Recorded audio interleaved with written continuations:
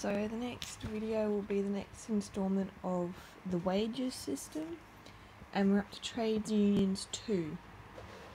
So far we have considered the functions of trade unions as far only as they contribute to the regulation of the rate of wages and ensure to the labourer in his struggle against capital at least some means of resistance, but that aspect does not exhaust our subject. The struggle of the labourer against capital, we said. That struggle does exist, whatever the apologists of capital may say to the contrary.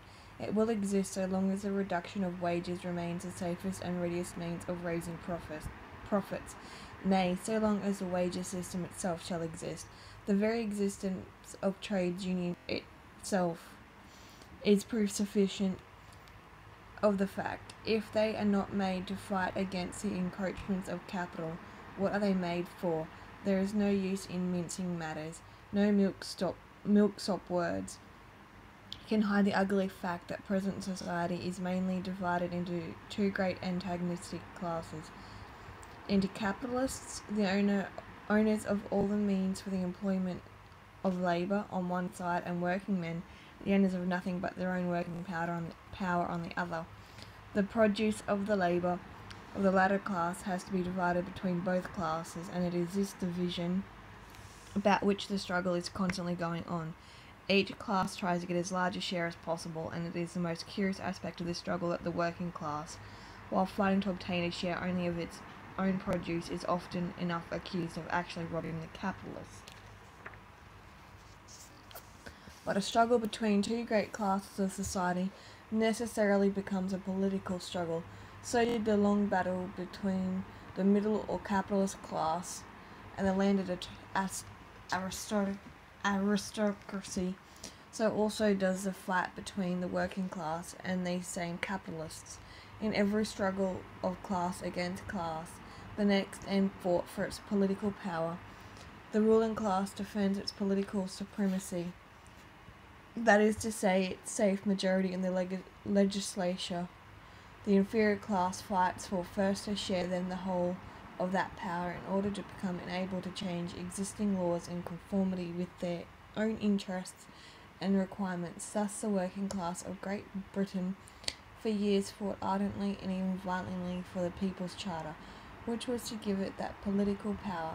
It was defeated, but the struggle had made such an impression upon the victorious middle class that this class since then was only too glad to buy a prolonged armistice at the price of ever-repeated concessions to the working people.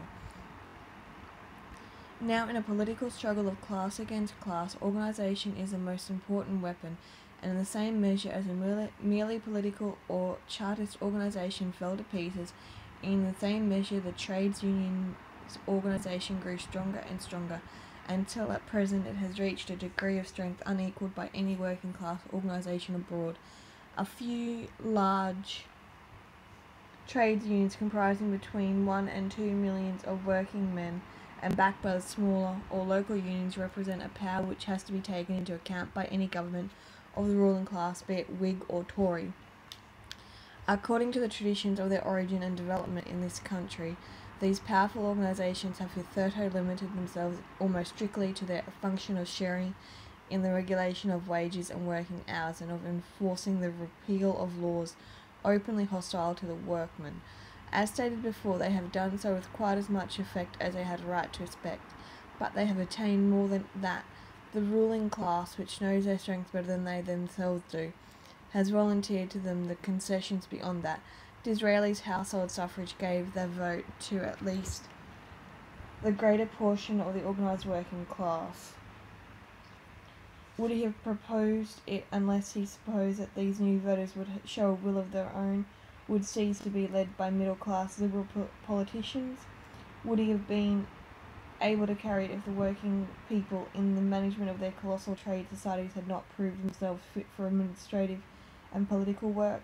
That very measure opened out a new prospect to the working class. It gave them the majority in London and in all manufacturing towns, and thus enabled them to enter into the struggle against capital with new weapons by sending men of their own class to Parliament. And here, we are sorry to say, the trades union forgot their duty as the advanced guard of the working class.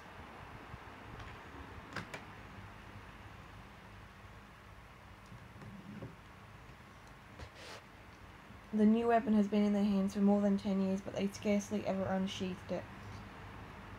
They ought not to forget that they cannot continue to hold the position they now occupy unless they really march in the van of the working class.